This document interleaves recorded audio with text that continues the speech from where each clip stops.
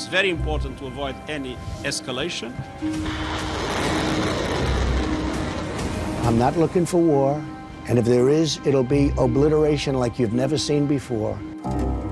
America's confrontation with Iran is the latest chapter in 40 years of military brinkmanship. Iran would be annihilated in a sort of direct conflict with the United States. They know that, the Americans know that. Iran has been the punching bag of literally every administration since 1979. Since the Iranian Revolution in 1979, the Islamic regime has cast America as its eternal enemy, the Great Satan. After the September 11 attacks on New York, America nominated Iran as one of its most dangerous threats. States like these and their terrorist allies constitute an axis of evil, arming to threaten the peace of the world. Iran hasn't shied away from military conflict. For most of the 1980s, Iran fought Iraq in a bitter border war.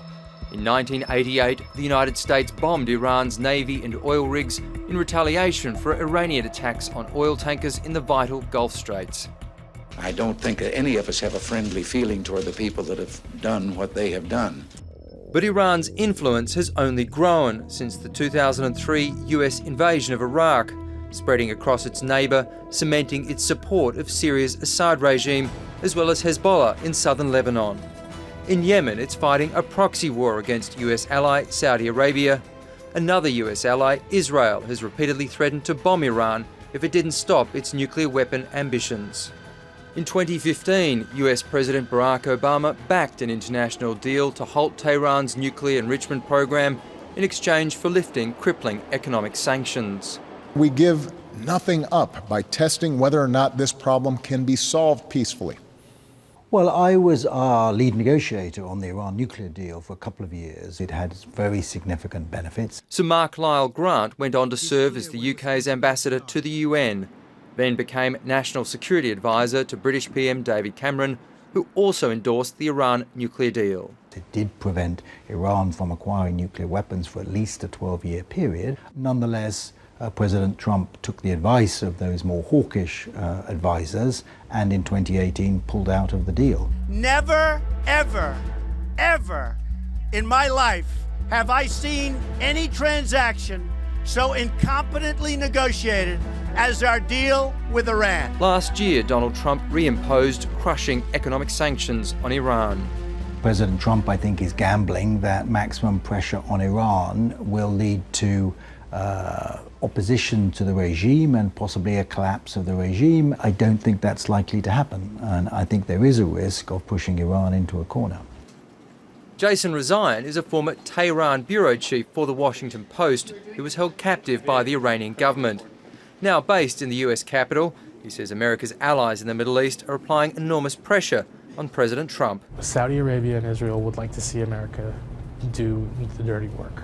From their point of view, that's a wise approach.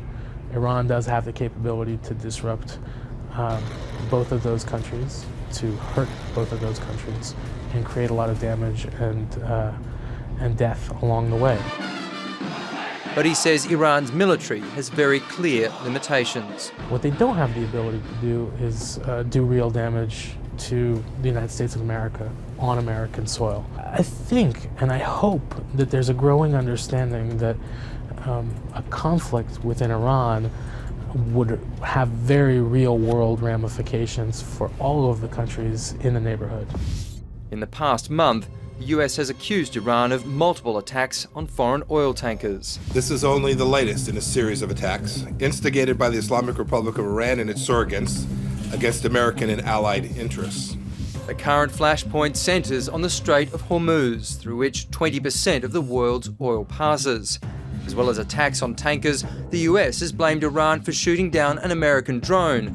But Donald Trump has balked at an airstrike for fear of inflicting casualties. They shot down an unmanned drone, plane, whatever you want to call it. And here we are sitting with 150 dead people. That would have taken place probably within a half an hour after I said go ahead. Yeah. And I didn't like it. I didn't think it was proportionate. He reportedly authorised a cyber attack instead. His isolationist supporters in Washington have been cheering. The last thing the American First agenda needs is a stupid, pointless, unnecessary war with Iran. And he knows that. The president probably does not want to get involved in some major conflict abroad. But the question here is whether or not his policies will actually get him into a conflict, whether or not he intends it. And that is the main fear. Michael Fuchs is a former Deputy Assistant Secretary of State in the Obama administration. He believes President Trump may not blink twice. What concerns me deeply is that we see a cycle of escalation that sees that neither side, neither Iran nor the United States, feels like it can back down, and then we go tit for tat and we get involved in some sort of unintended or accidental conflict that then spirals out of control. It is quite possible that the American military might take some action against Iranian gunboats, for instance, but I would not expect this to develop into a wider regional conflict because neither the United States nor Iran has an interest in a wider regional conflict. Other world leaders, including Australia, will get a chance to question President Trump in person at the G20 meeting in Japan later this week. The end game to all of these conversations is always negotiation.